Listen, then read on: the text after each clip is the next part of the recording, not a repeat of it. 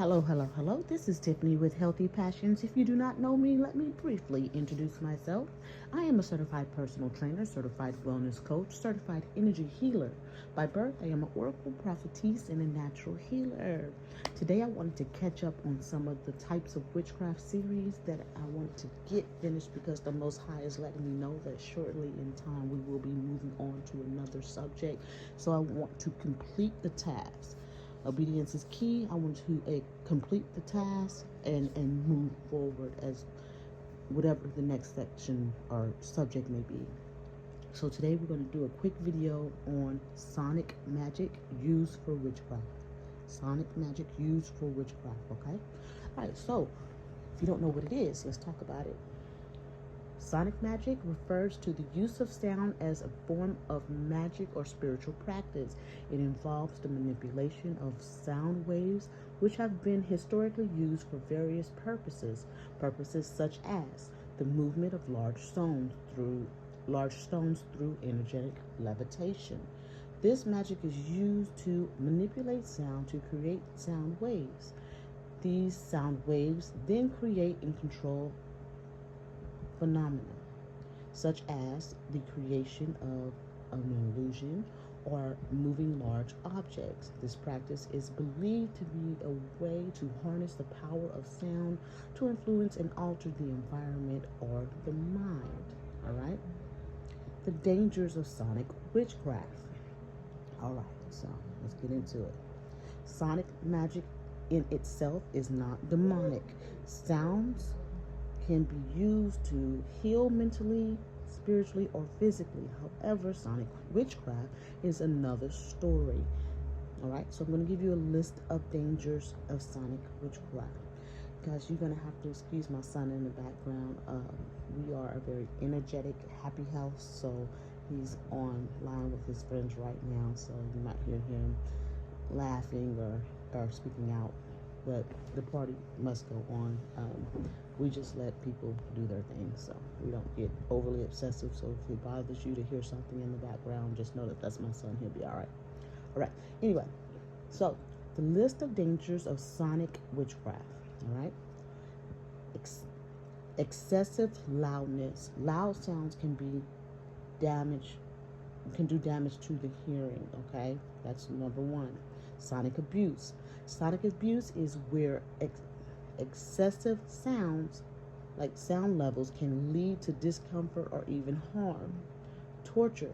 Military and or monarch type abuse can be stemmed from sound magic.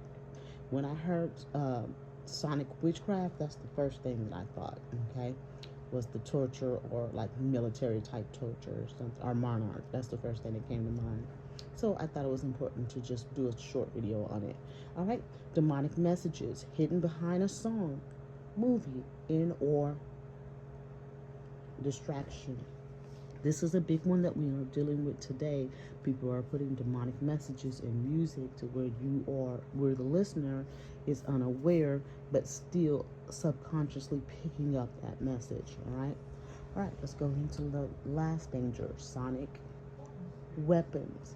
Music being a commonly known one, music can be weaponized to influence listeners to think, feel, or take action. That is why certain music is written in which language? A lot of music, I'm going to add a note here. A lot of music, most music is written in which language these days? A lot of music is written in which language? Imbued with spells, sometimes even demons, all right? In the music emitted of a low frequency, okay? This is why you should listen to music with a positive message in a high frequency. We talk about this often. This is widely known, but people still somehow allow themselves to be opened up by this demonic music, okay? All right, so not all music, but a lot of music, especially nowadays during this end times. All right, so while on the topic of sound magic, I thought it to be appropriate to mention music magic. All right, so we're going to talk about music magic as well. Now, I wrote these notes a long time ago, so I'm just going to keep going forward, and hopefully this won't be too long. All right, so music magic. Music magic is still alive and well in today's modern times, although mainstream music industries try to hide ritual spell work and spell casting on their musical puppets and tracks. You can still sense some manipulation in the sound. Naturally, music can invoke almost every emotion under the sun. Songs can bring forth your past memories, good or bad. Music can also be a tool of healing your mind, body, and soul. Music can be very powerful in that way. The issue is not music magic in itself. That's not evil. It's evil when you imbue it with demonic sounds or even a demonic entity that follows that song everywhere that it goes to attack the listener. All right? So, ritual music. Music played during a ritualistic act. The music used during a ritualistic act is to send aid in the ritual itself. It is there to set the mood or in tone for the act. Music magic and ritual magic are not necessarily negative or demonic in itself. The practitioner and their intent usually would determine if it is an act of being demonic. For example, many cultures use drums in their ritualistic way to prepare their warriors for war. Or you may see energy healers using calm nature music or meditation music to aid in their healing practices. The harm of the music magic comes in when the artists, musicians, and songwriters purposely add demonic undertones to their music, okay? That's where the issue is.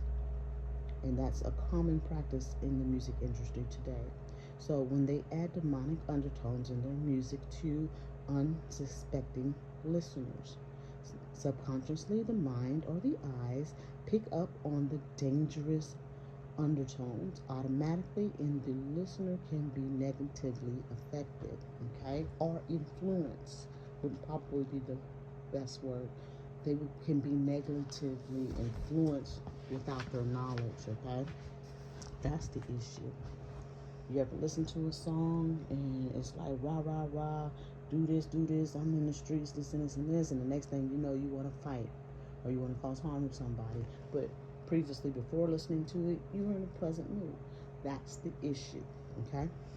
All right, so in modern day artists, music artists in particular, modern day music artists have been known for many decades now for the purpose of adding negative energy in or demonic entities to their tracks. It is no longer a well-kept secret.